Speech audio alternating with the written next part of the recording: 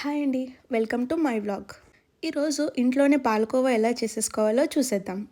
నేనైతే మా పుట్టినకొచ్చిన ప్రతిసారి మా మమ్మీతో ఇదైతే ఖచ్చితంగా చేయించుకుంటాను. ప్రాసెస్ అయితే చాలా కష్టం.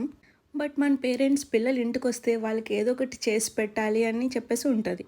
సో ఇంకెందుకు ఆలస్యం, లెట్స్ గెట్ స్టార్టెడ్.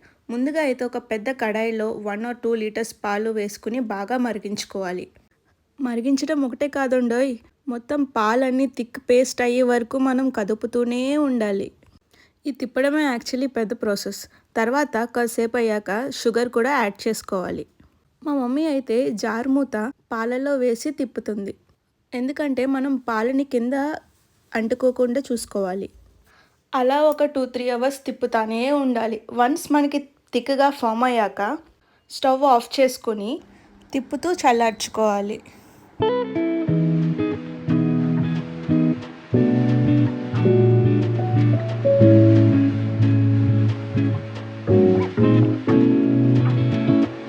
వన్స్ ఇలా ఫామ్ అయ్యాక మనం రౌండ్గా బాల్స్ చుట్టుకొని కోవాని ప్రెస్ చేసుకోవడమే, అంతే.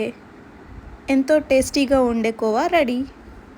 మీకు కనుక మా రెసిపీ నచ్చినట్లయితే don't forget to like, share and subscribe to my vlog. Thanks for watching.